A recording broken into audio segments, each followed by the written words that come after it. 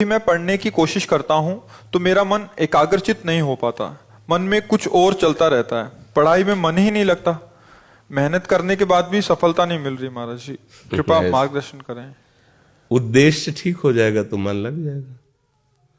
उद्देश्य हमारा गलत है। अभी पढ़ाई उद्देश्य नहीं है। अगर ठीक से उद्देश्य बन जाए पढ़ाई का तो कैसी बात करते हो। उद्देश्य में बहुत बड़ी ताकत होती है। हर कष्ट सहते हुए अपने उद्देश्य की पूर्ति में कदम नहीं लड़खड़ाते जिसका उद्देश्य बन जाता है। उद्देश्य बन जाए तो ब्रह्मचारी हो, उद्देश्य ठीक हो, एक बार पढ़ लोगे, 1000 वर्ष अगर जीवित रहे कभी भी पूछ लो बात आ जाएगी उसके दिमाग में। अब नाना प्रकार की क्रियाओं से ब्रह्मचर्य का नाश करे, अपने उद्देश्य का नाश करे, तो फिर यही बातें होती जो आप कह रहे हो। कक्षा 9 पढ़े, व्याकरण नहीं पढ़े, शास्त्री नहीं पढ़े, कहीं दूसरी जगह ऐसे नहीं गए कि बैठ के सत्संग सुन के और सीख के बोल रहे, तो भगवद आश्रित हो जाओ सब। अब आप खुद समझना हमारी बात को। आप खुद अपना नाश कर रहे हैं। ब्रह्मचर्य का नाश, वीर का नाश, जीवन का नाश है।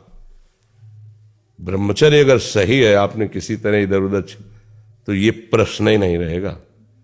जिधर दृष्टि डालोगे उधर जय होती चली जाएगी। आजकल के बच्चे, नौजवान इसको मनोरंजन समझते हैं और उनको सलाह भी ऐसी मिलती है कि हम जैसे बोल रहे हैं ब्रह्मचर्य के लिए, तो डॉक्टर और आपको जो इधर सांसारिक प्रोत्साहन देने वाले हैं वो आपको सलाह देंगे। हमें तो अंग्रेजी का शब्द नहीं याद है। फ्रस्ट्रेशन।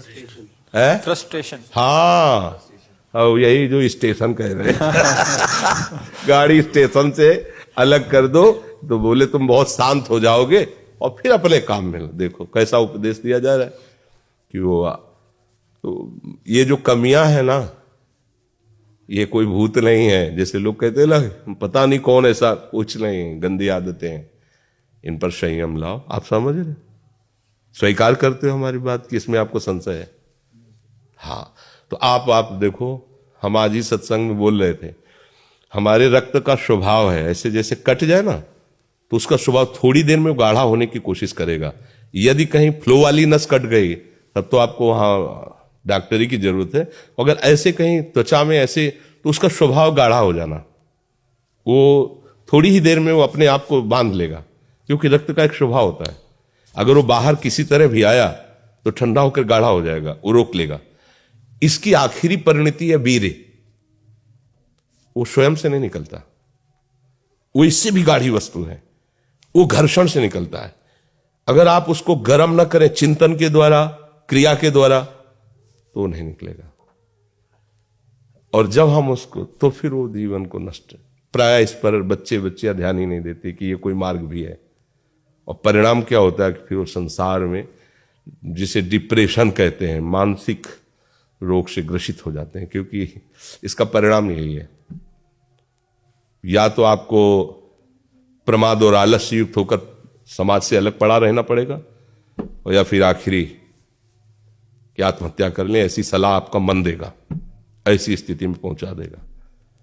इसलिए हमें लगता है जब तक ब्याह न हो तब तक ब्रह्मचर्य से रहो, ब्याह भी हो जाए तो संयम से रहे।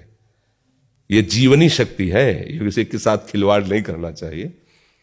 पढ़ाई लिखाई वो कैसे तुम्हें बताए, अभी आप छेड़ना मत।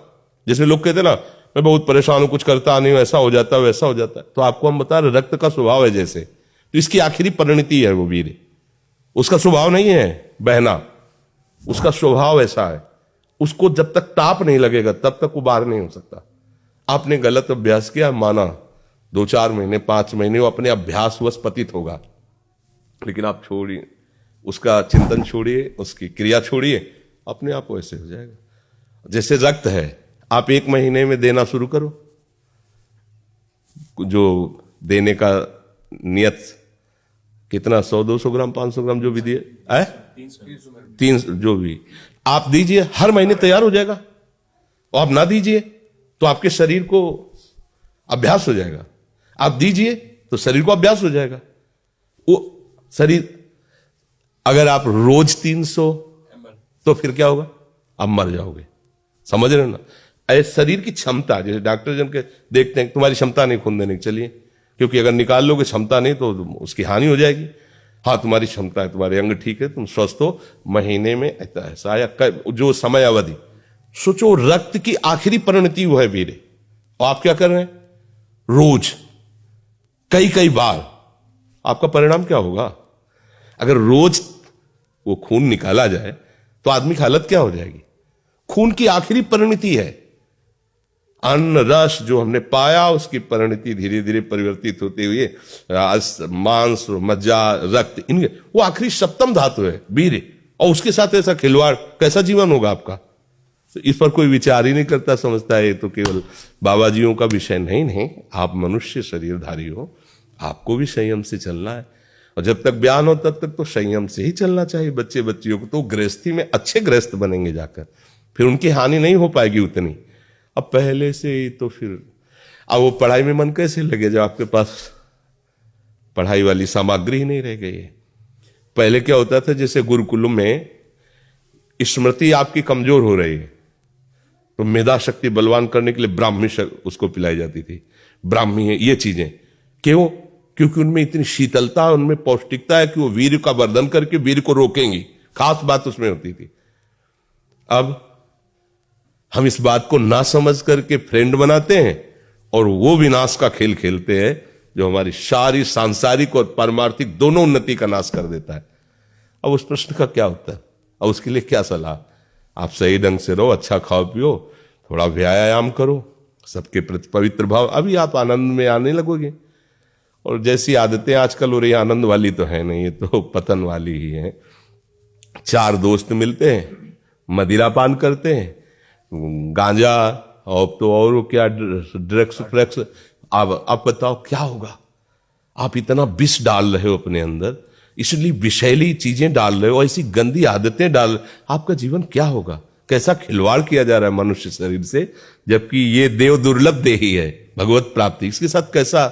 तो बच्चों को ना तो सत्संग मिल रहा है, ना शास्त्र स्वाध्याय मिल रहा है, ऐसा ही संग मिल रहा है जो पतन का कारण क्या हो रहा है। अच्छा, बहुत पढ़े लिखे हो और शराब पी के नाली के कीड़े की तरह पड़े हो, माता पिता का अपमान कर रहे हो, मनमानी बेविचार कर रहे हो, पढ़ाई लिखाई क्या हुआ? पढ़ा लिखा से भाई विद्या तो वही जो विनय, पवित्रता, शालीनता, सभ्यता, नम्रता, ये तो सद्गुण विद्या में आज की रह नहीं रहे।